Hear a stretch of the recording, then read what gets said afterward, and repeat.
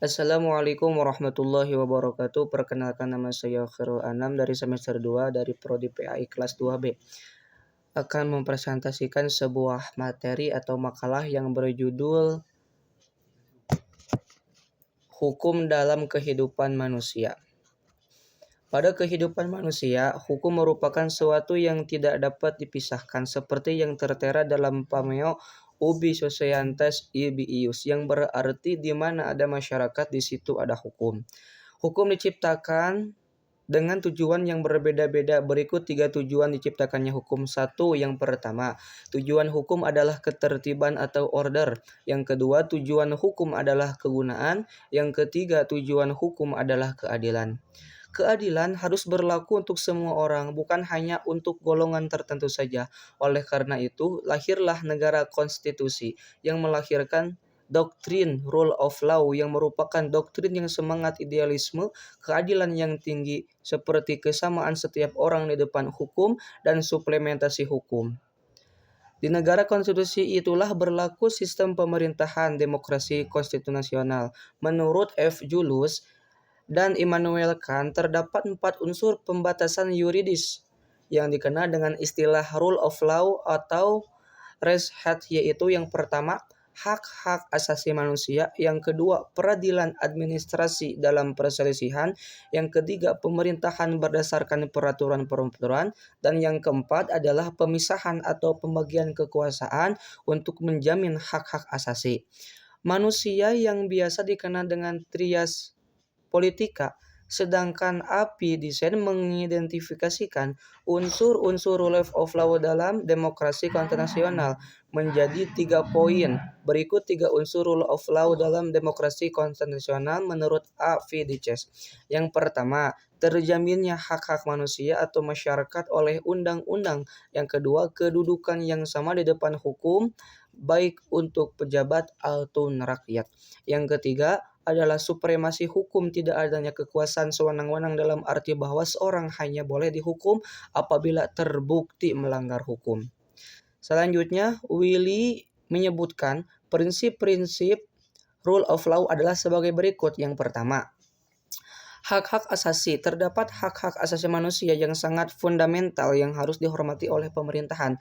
Yang kedua, pembagian kekuasaan kewenangan pemerintahan tidak boleh dipusatkan pada satu lembaga, tetapi harus dibagi-bagi pada organ-organ yang berbeda agar saling mengawasi yang dimaksudkan untuk menjaga keseimbangan. Yang ketiga, pemerintahan berdasarkan undang-undang. Pemerintahan hanya dimiliki kewenangan yang secara tegas diberikan oleh Undang-Undang Dasar atau undang-undang lainnya.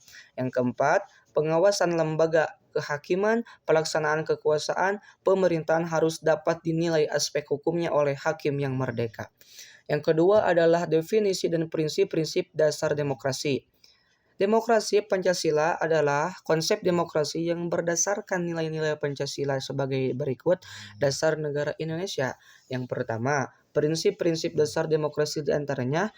Yang pertama, kedaulatan rakyat, yaitu kekuasaan politik berada di tangan rakyat dan diwujudkan melalui pemilihan umum yang demokratis.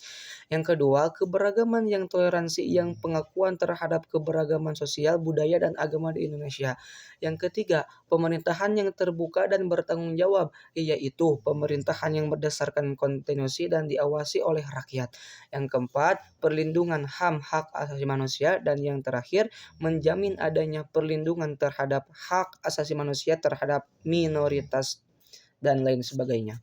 Yang kedua adalah peranan hukum dalam mewujudkan keadilan. Hukum berperan sebagai sarana untuk pemelihara dan menjamin ketertiban. Dengan peraturan yang jelas di hadapan masyarakat dapat berfungsi secara teratur dan terhindar dari kekacauan. Hukum juga menjamin hak setiap orang dan mencegah terjadinya kekacauan. Dalam mewujudkannya keadilan, hukum harus dapat menegaskan keadilan yang tidak timpang sebelah dengan menjamin hak sebagai seseorang. Nah, yang ketiga adalah tantangan utama dalam penegakan hukum. Yang pertama adalah intervensi politik. Yang kedua, pengaruh kepentingan politik. Yang ketiga, kepentingan partai politik. Yang keempat, keterbatasan otonomi lembaga hukum. Dan yang kelima, pengaruh ideologi.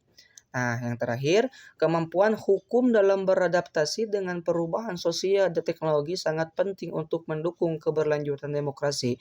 Sebagai berikut, yang pertama, pengertian korupsi. Korupsi adalah suatu perbuatan melawan hukum yang baik secara langsung maupun tidak langsung dapat merugikan perekonomian atau keuangan negara yang dari segi material pembuatan itu dipandang sebagai perbuatan yang bertentangan dengan nilai-nilai keadilan masyarakat.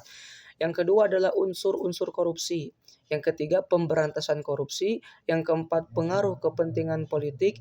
Yang kelima, ketertiban partai politik. Dan yang keenam, keterbatasan otonomi lembaga hukum.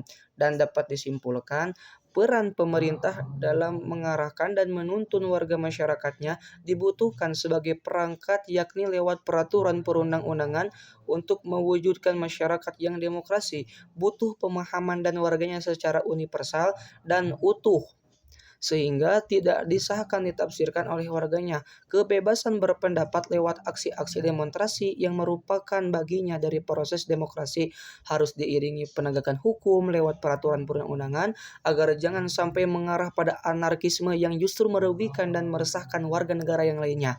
Penyelenggaraan pemerintah pun harus dikawal atau dikontrol dengan penegakan hukum sehingga tidak terjadi penyelewengan dan penyalahgunaan kewenangan. Kesadaran hukum dari semua pihak baik masyarakat, pemerintah dan penegak hukum untuk mengusung tegaknya keadilan dan kesejahteraan bagi warganya sehingga terwujudnya masyarakat yang damai, tentram lewat payung hukum sesuai perundang-undangan yang disepakati.